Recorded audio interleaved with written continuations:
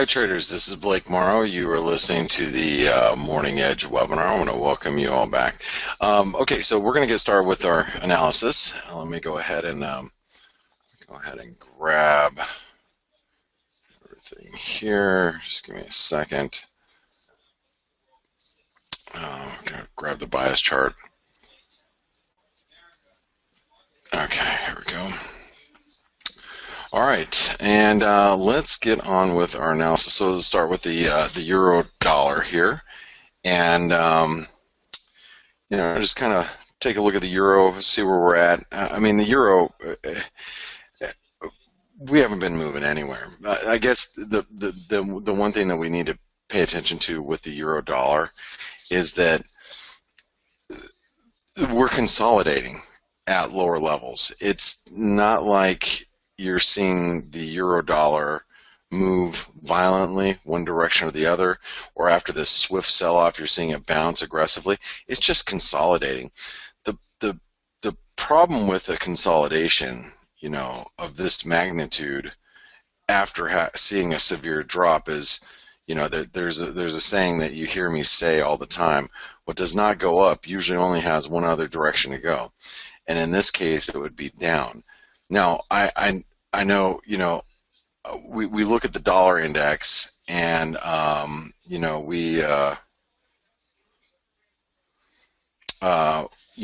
look at the dollar index, and we look at it and think, okay, well that's a little overbought. Maybe it is, but at the same time, it's still like we have the same conundrum that we had yesterday. It's like, okay, well, it's too strong to be faded, yet it's too overbought to be bought right now. But the longer we just sit here, the more likely it is that we move lower. So when you go out to a 4-hour chart in the euro dollar, it's like, okay, well, we're not really bouncing, and any type of bounce from here, I'm assuming is going to still find some sellers, especially if we get to 109.50. But we first have to scale above 109.10, and we can't even get close to it. All right. So the numbers are still same as yesterday. 109.10. You remember 109.10 is the support here, previous support, and then 109.50. Okay. We can't even get up there. I mean, the question we're going to be asking ourselves soon is why the hell didn't we just sell the euro down here, because it's just not moving. So it looks probably something like that. And we got this flag pattern developing, and looks like it could roll over at any time. All right, it's not moving at all. Okay. Let's go. Well, we got to figure out support. So support right now is 108.55, and then below that is 107.92. So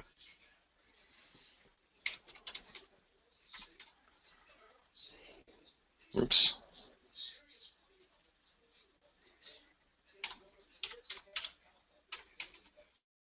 $108.55. Okay. It has a very bearish bias right now. All right, let's take a look at the cable. Cable hasn't done much either. We do have Carney speaking a little bit later today, and Draghi speaking as well. But I guess the good news is out of the pound is we're holding support. We haven't cracked. I mean, it's been a while since we've cracked some support here, so that's at least a somewhat bullish spin on the pound. I'm trying to slap some lipstick on this pig, but we're currently grinding higher. So I would say as long as we stay above 121.90 right now, this support right here, we have to assume that we're going to grind back up towards 123.25, which is that 618 retracement. That's from this high to low. We've rejected it multiple times now. So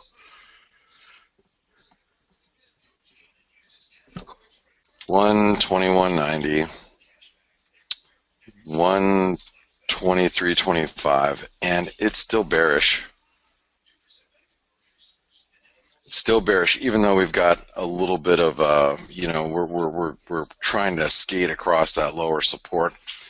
At any moment, the pound could just give way. You guys are all aware of that. Okay.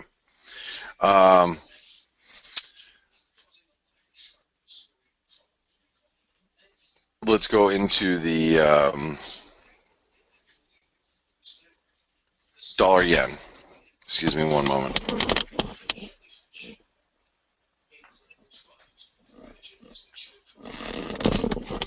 I have to wear a hat in the morning because because as you guys know, it's 4 o'clock in the morning here.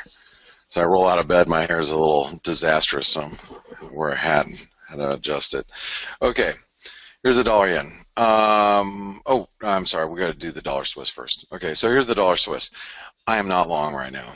I feel like I should be long, but I'm not. A break above 99, as you guys know, I sold mine. I sold mine last week at 99.49. So like literally right here, and I have not been participating. But as you guys know, this is a very, very bullish chart, and the fact of the matter about the dollar and the dollar Swiss is we popped out of this year-long channel that we've been in, and it's been bullish ever since we popped out of that. Now, the only reason why I got out of the position in the first place is because we were knocking our head up against resistance. But we were, developing, higher lows, and at this point, consistent highs. You start pressing into these new highs here, then we're making higher highs, higher lows. It changes the whole dynamic of the dollar Swiss from a, downward, a bearish trend to a neutral trend to a bullish trend. So I'm already bullish because we're outside of this channel. I just don't own it yet. I took my position off the table last week, but 99.60 major resistance. We crack that, we're going to parity right after. Okay. There's no, and the thing that we have to pay attention to with this dollar Swiss, the euro dollar is once again, hold on. The thing about like the dollar Swiss, dollar yen, euro dollar, I mean, they're just not. You're not seeing them pull back at all, and that's the kind of common theme that we're seeing in all these dollar pairs. Okay, so here's the dollar yen or dollar Swiss. Any dip down towards 99.10 should be very well supported, as we wrote down yesterday. Nothing's changed here, all same. All right, now let's go over to the dollar yen. So the dollar yen is also, just like the dollar Swiss, right up against key resistance. We've been as high here as 104.63. Okay, that's that spike high right there. Okay, 104.63. Today we've been as high as 104.59. As you guys know, a break above 104.65 is really bullish to me. Whoops, 104.65. That's major resistance. As I blogged about a couple of weeks ago, I've been looking for the dollar yen to turn. I've been looking for it to turn higher. It is starting to turn higher. We came out of this 2016 channel lower. Yields are starting to rally. Bonds are dropping. You've got the 30-year, the 10-year. They look broken, if you ask me, which is just going to continue to fuel this fire. And then, when you look at the euro, you look at the Swissy, you look at the yen, these are really, really, in my opinion, these are all very, very close to breaking higher. And I've got to tell you guys, there's a lot of people out there shorting the dollar here. We have a divergent relative strength in the dollar index. We're at 127% extension, 78% retracement, blah, blah, blah, blah, blah, blah, blah, blah, blah, blah. A lot of people trying to get in front of the dollar. And I don't know if the dollar is ready to back off just yet. You throw in the mix a breakout, the dollar yen, you're probably going to see widespread dollar buying across the board. And if you're short the dollar, you're likely to get run over in the event that that happens. All right. So anyway, dollar yen is extremely bullish right now. I do have a small dollar yen long. My cost average is at 55, 104.55, and it's very small. And a break above, if we consolidate above 104.70, I'm adding, and I'm going to get fairly aggressive. Right. But you guys know that's been my stance for the last couple of weeks. Not not anything that's new here. Um, Support for the dollar yen. To figure out where that's at, because I'm going to be concerned about being on the long side of the dollar yen if we get back below, like, probably like right around here, 104.20. You remember 104.20 has been a big number for us for on many occasions for many days. Okay, so we don't want to see it drop back below 104.20. Okay.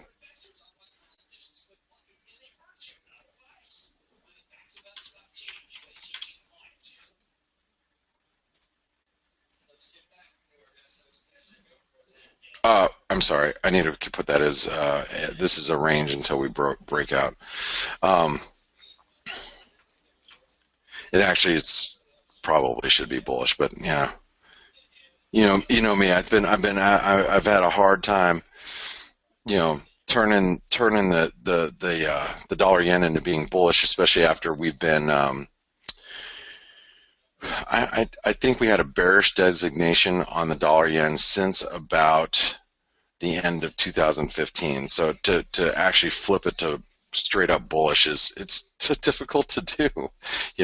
This thing has been red for over a year, and we are really making a turn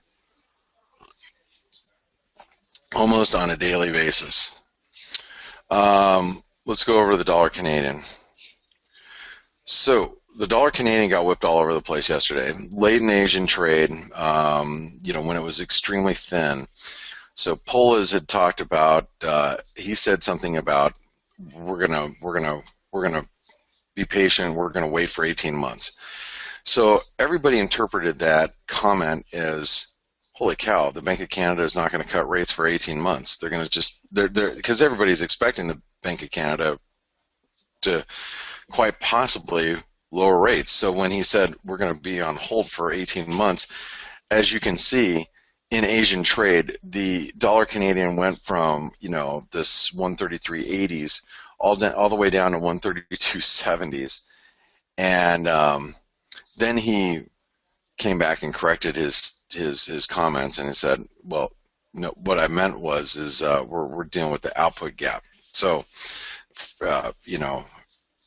so then the dollar Canadian rallied back. Now, the dollar Canadian is under a little bit of pressure right now, and I do think it's possible that the dollar Canadian continues to pull back here. So the question is, how far do we pull back? I would assume it's not too terribly far. So if you just go from low to high, here your 38% retracement comes in at 132.50. Also, that is a breakout point. So if you want to look for dollar Canadian longs, okay, what I would be thinking right now is, maybe any move back down towards like 132.50 will give you an opportunity. And then plus, if I think this is probably about 127% extension of this move. Yeah, so that's that recovery from yesterday in Asian trade. So what I would do is I'd be looking for a move down to 132.50 to be on the long side. I mean, that's how I'd play it, and that's how I'm going to play it. If we can get a dip down to 132.50. Okay. Now, I'm not saying that we're going to get a dip down there, but if we do, that's a place that I would be thinking about getting long. Now, you might look at this and say, hey, Blake, do we have a head and shoulder pattern? I mean, I guess we might, head, shoulder, shoulder, possibly. But the shoulders aren't pronounced enough, in my opinion. So therefore, I'm not really sold on that idea. But that's just me. Okay. Um,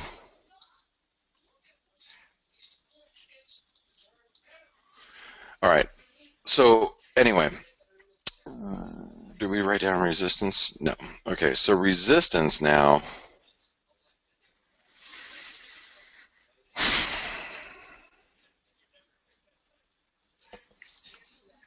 That's a good question. I mean, you know, if you go out to the dailies, so we have this, you know, 38% retracement, big 38% retracement. That, and yeah, we've been, you know, higher, of course, and you know, even right this moment in time, we're trading slightly higher above it. But when you're looking at a weekly and a monthly basis, or weekly and a,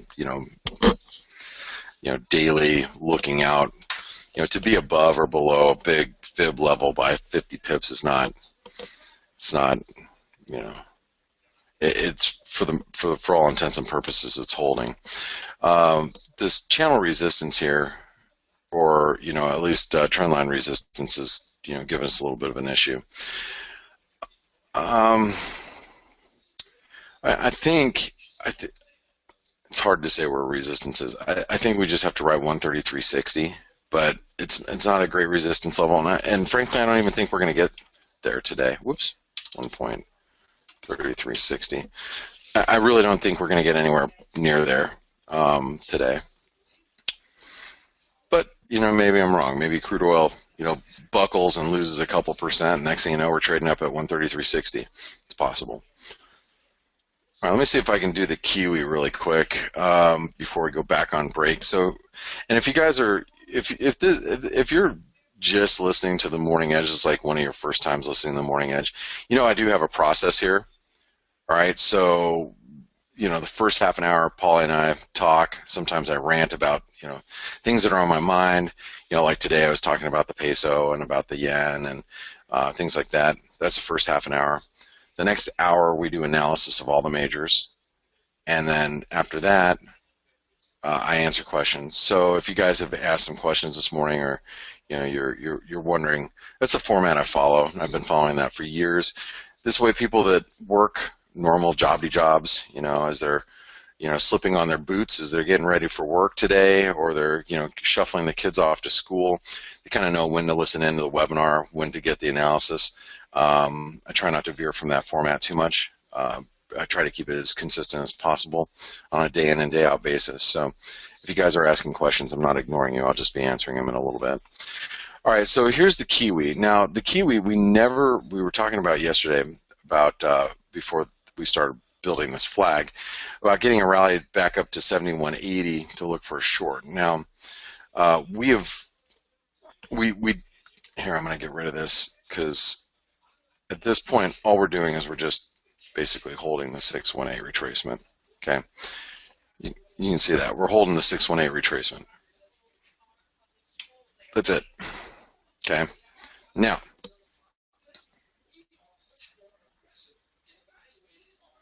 the question is, how much of a rally can we get here before we sell off again? And you know, I think that we might even be done here. I shorted a little bit of Kiwi this morning, but you know, we could rally a little further towards that 71.80. I don't think that that's would be much of an issue at this point. Now, support's key, obviously, at 71.10. It is below the 618, but that's okay. You know, to get above or below a 618 retracement by, you know, especially on an hourly basis, by about 10 or 15 pips is not a big deal.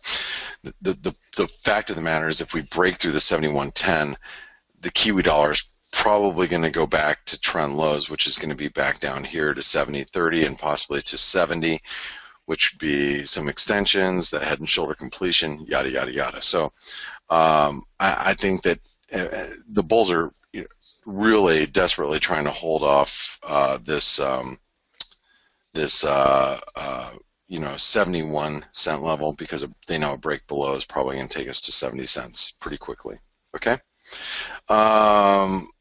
so there you go. is still bearish as we're in the head and shoulder pattern still. Never got negated. Okay. All right, when I come back, we're going to do the Aussie dollar index, peso, Swedish krona, Norwegian krona, and then I'll answer some questions. Thanks everybody for being here. Happy Tuesday. Tuesday, turn around Tuesday, turn around Tuesday. I'll be back in a few moments. All right, guys and gals, this is Blake Morrow. You are listening to the Morning Edge webinar. Swissy is ripping. I own a little bit. Swedish krona is moving higher. I own a little bit. Dollar yen's hasn't broken yet, but it probably has something more to do with bonds at the moment. So we are seeing a move in the dollar. Yeah, this dollar does not look like it wants to stop. Euro, new lows. Swissy is ripping right now. Holy cow. Whoa. Whoa. And there goes the stops. I might sell into some of the strength, actually. I bought this. The guys and gals in the chat room know I own this. Look at that thing. Bye-bye. And goodbye. Yeah, goodbye. Almost parity. We should be at parity shortly. Almost. Wham bam, thank you, ma'am. Come on. Take us to parity and a paradise. Should be nice.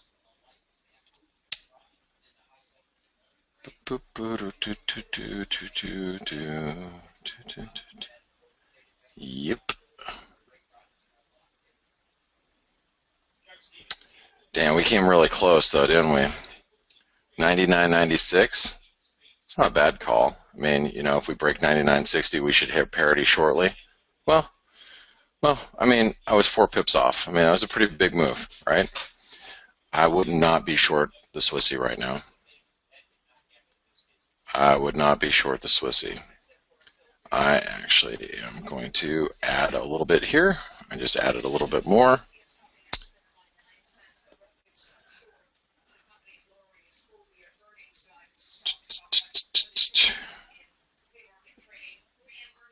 Let's go to a 1-minute chart. That was a short squeeze, baby. Look at that 1-minute chart.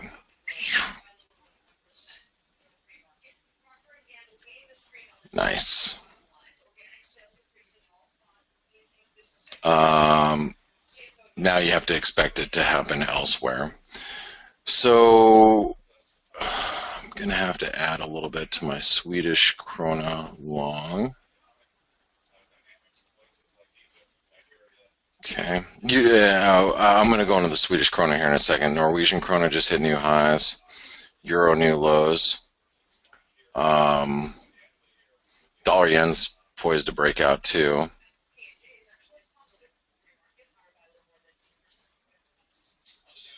Okay, so let's go over to the Aussie, and then we'll continue on with everything else here.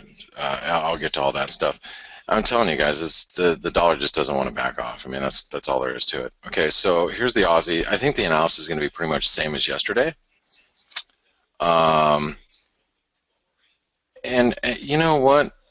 The question that I have to ask myself right now, why the hell am I not short? Because resistance is here. 60. Oh, it's because of copper. That's right. Yesterday we were looking at, if we get a rally to 76.60, I think we can just do the same thing. I mean, nothing's changed here, right? It's all the same. I should actually be short some Aussie right now. Thinking about it. Done. Sold a little bit, but I'll add to it if it gets up to 76.60. Same analysis as yesterday, right? You have to keep in mind that we had a false breakout. Does everybody understand that? We had a false breakout above these highs, above the triangle here. So it's just a matter of time before it rolls over.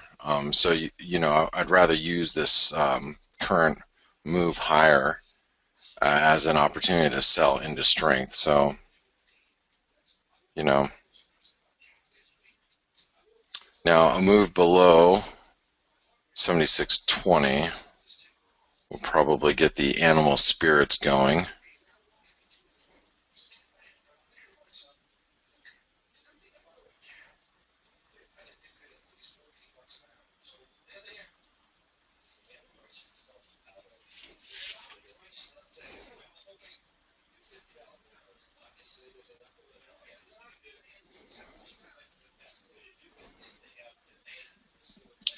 $76.20.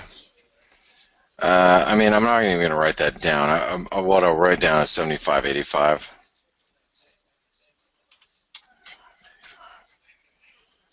And then it's in a range. Let's go take a look at the dollar index.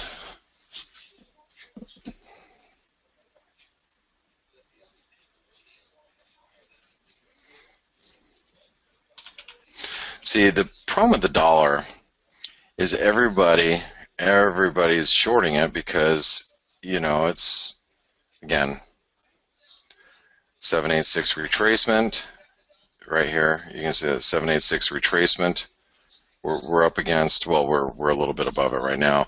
Relative strength is divergent, 127% extension. I think we can extend all the way up to 99, which 99.60 is the 88% 88% retracement.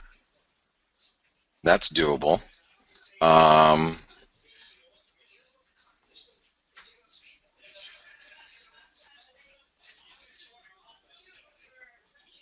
161% extension would be 99.80. I mean, so all of these, this zone right here, this should be the probably near-term target for the dollar, right about there. Okay, so I'm going to write down 99.60 to start.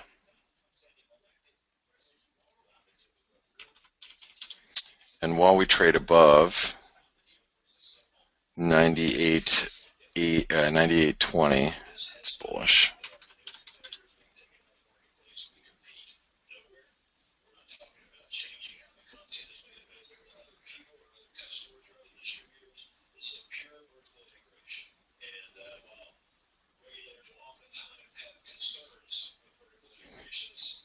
Okay, let's take a look at the peso. Now the peso, we have to keep a real close eye on because the peso, it's not trading with the rest of the dollar complex. You do realize that the Mexican peso right now, I think, is being affected by the elections. Now some margin requirements, and frankly, we have this massive trend line right here that coincides pretty much with the 200-day moving average. So what I'm going to write down as, and really this is the $1 pair that really looks like a good short, if you ask me. A break below 18, well, we have 1845, but below that, 1835. So we have 18.3500, 18.4500, both levels of support. Resistance, while we trade below this channel resistance, which now comes in around 1865. While we're below that, there's some, you're not going to relieve this downside pressure. It is in a range right now, but we're likely to turn bearish if we break below 1835. Okay.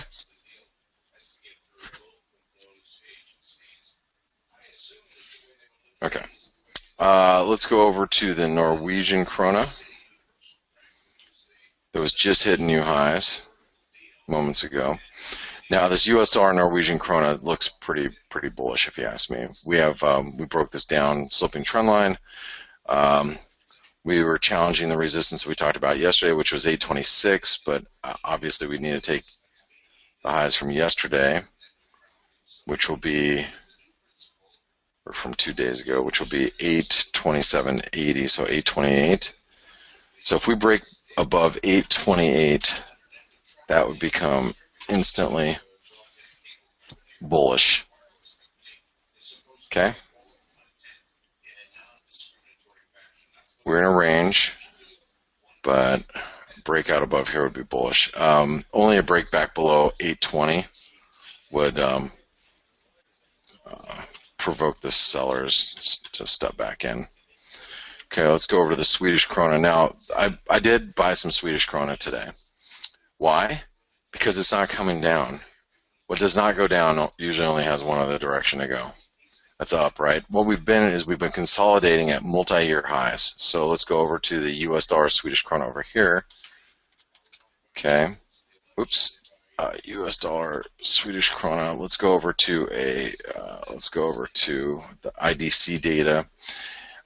We have been consolidating at highs that we have not seen since 2009. Okay, so we're at 2009 highs, and we're just consolidating above. That's how bullish this stupid thing is, right? And you're not even able to get any sellers to come in. I mean, we've just been consolidating. Okay, so our next level resistance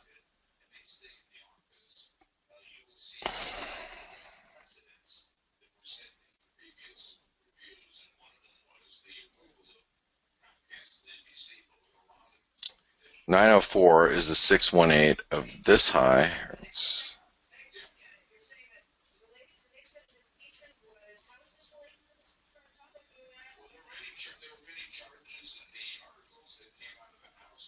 To this low. Okay, so that's 905. It's a 618. So 905.